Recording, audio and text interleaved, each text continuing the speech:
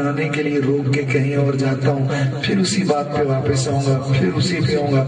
بھولتا نہیں، میں بھولنے والے کا امتی نہیں ہوں.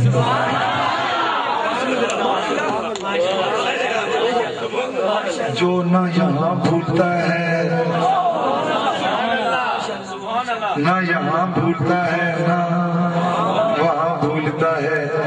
بات ایک اور آگے کہہ دو سبحان اللہ. حضرت ابو بکر صدیق گئے ملک شام تجارت کرنے گئے تو آپ فرماتے ہیں کہ مجھے ایک ضعیف العمر راہب ملے، کم و بیش 300 سال سے زیادہ ان کی عمر، کیونکہ انہوں نے خود بتائی تھی 300 سال سے زیادہ. آپ فرماتے ہیں کہ ان بزرگ راہب نے جب مجھے دیکھا نا تو مجھے کہتے ہیں تیرا نام ابو بکر ہے؟ گئے ہیں مکہ شریف سے تجارت کرنے. بزرگ راہب کی نظر پڑ گئی، پوچھا تیرا نام ابو بکر ہے؟ فرماتے میں نے کہا جی میرا نام ابو بکر ہے. وہ فرماتے ہیں پھر ابو کا نام ابو قحافہ ہی ہوگا. ابو کا نام ابو قحافہ ہی ہوگا. کہا جی بالکل یہی نام ہے. ذرا کہہ دو سبحان. بھولتا نہیں، بھول پہ بات آ رہی ہے، توجہ کیجیے گا. پھر مقام پہ بات کرنی ہے، اور پھر میلاد پہ بات کرنی ہے، اور پھر بات ہم نے کیا کرنی ہے، جتنا حکم ہوگا بس اتنی بات کرنی ہے. توجہ رکھیے گا. میرے حکم کریم کے یہ غلام ابھی مسلمان نہیں ہوئے تھے. حضرت ابو بکر ابھی مسلمان نہیں ہوئے، ملک شام میں تجارت کرنے گئے. بزرگ راہب کی نظر پڑی، انہوں نے نام پوچھا، نام بتایا. ابو کا نام پوچھا، بتا دیا. جب دونوں نام بتا چکے، خاندان کا نام پوچھا، بتا دیا. جب بتا چکے تو وہ بزرگ راہب کہتے ہیں پھر مکیوں آیا اسے؟ مکیوں آیا اسے؟ فرمایا جی میں اتھوں ہی آیا ہوں. آپ نے فرمایا 4 باتیں پوری ہو گئی ہیں، ایک بات رہتی ہے. ایک بات رہتی ہے، اگر وہ بھی پوری ہو جائے نا تو پھر میں تجھے خوشخبری سنا سکتا ہوں. آپ فرماتے میں نے پوچھا کہ کون سی بات رہ گئی؟ وہ بزرگ راہب کہتے ہیں کہ اے ابو بکر یہ بتاؤ، اے ابو بکر یہ بتاؤ، کیا تمہارے پیٹ پر نشانی ذرا دیکھیے گا. اے ابو بکر یہ بتاؤ، کیا تمہارے پیٹ پر بائیں جانب کوئی چھوٹا سا تل ہے؟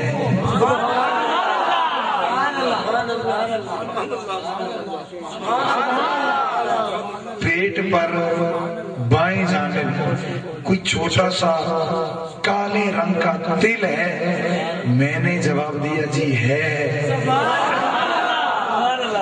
کیا جواب دیا؟ تل بھی ہے. وہ بزرگ راہب کہتے ہیں پھر تو ہی ہے، پھر تو ہی ہے. میں نے پوچھا جی یہ اتنی باتیں آپ نے پوچھی، یہ جو بدن کا معاملہ ہوتا ہے یہ تو بندے کو یہ تو کسی اور کو تو نہیں نہ پتا ہوتا. اور پھر بندہ رہتا ہو ملک شام میں، میری پیدائش مکہ میں، توجہ رکھیے، بندہ رہتا ہو ملک شام میں، میری پیدائش مکہ مکرمہ میں، آپ کو میرے وجود پر دل کا کیسے پتا؟ بزرگ فرمانے لگے کتاباں جو لکھیا ہوئے ہیں.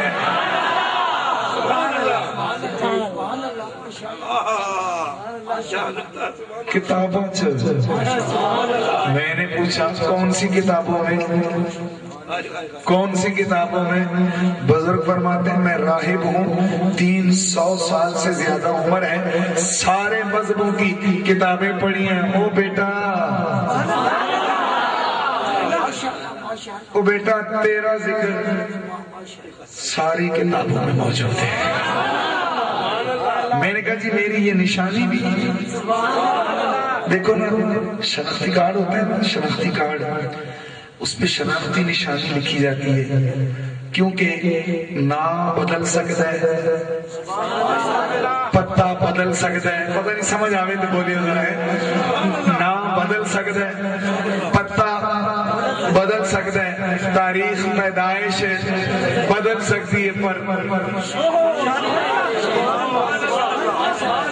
شناختی علامت بولتے گل آخا شناختی علامت تھوڑا اور بولتے گل آخنی ہے نا شناختی علامت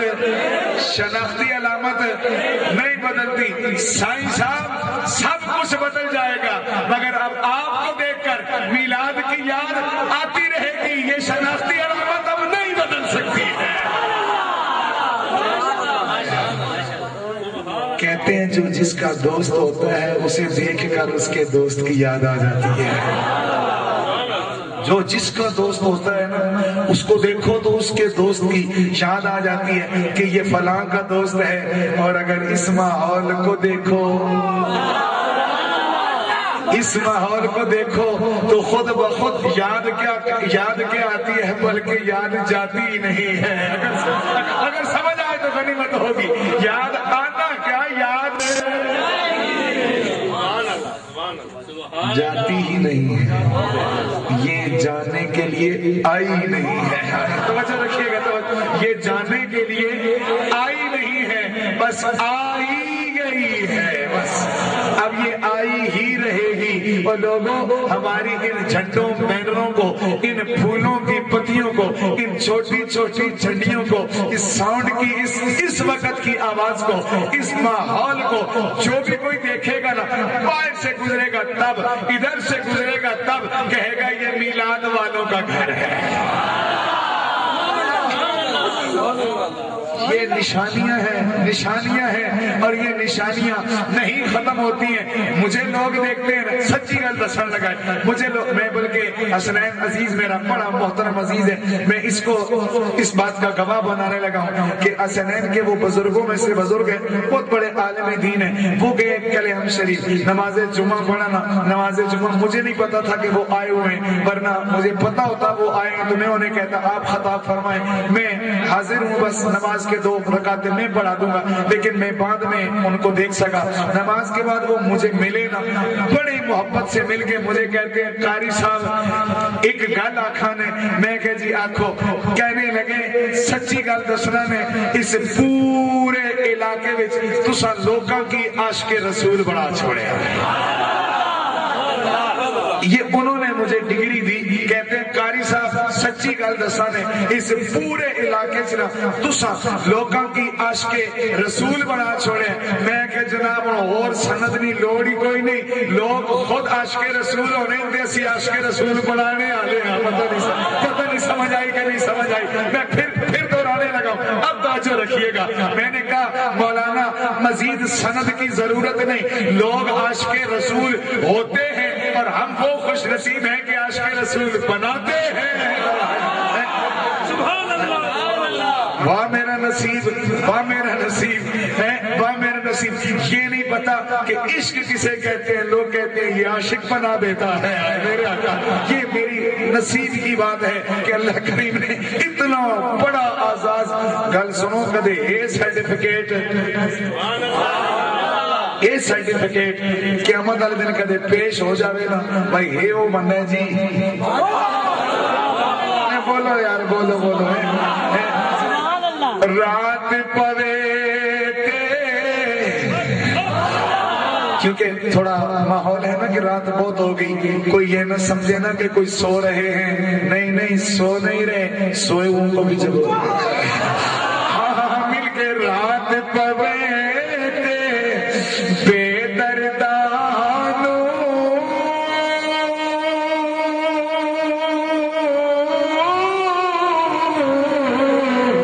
یار نیند پیاری آوے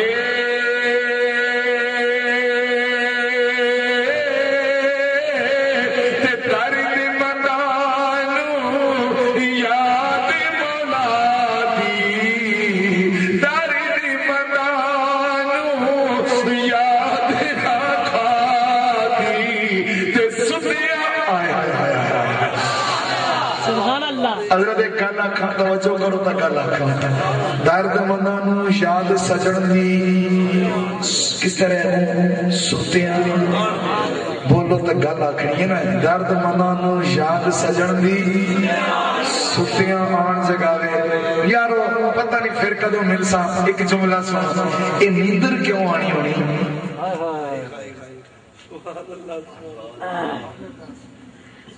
توجہ کرنا ہوں، یہ نیند کیوں آ جاتی ہے؟ فرمایا توجہ بڑی محبت سے چاہت سے سنیے گا، یہ کیوں آ جاتی ہے نیند؟ فرمایا تھوڑی دیر کے لیے تمہیں سلا دیتے ہیں سب سے الگ کر کے، جن کے دل میں حب مصطفیٰ ہو ان کو ان سے ملا دیتے ہیں۔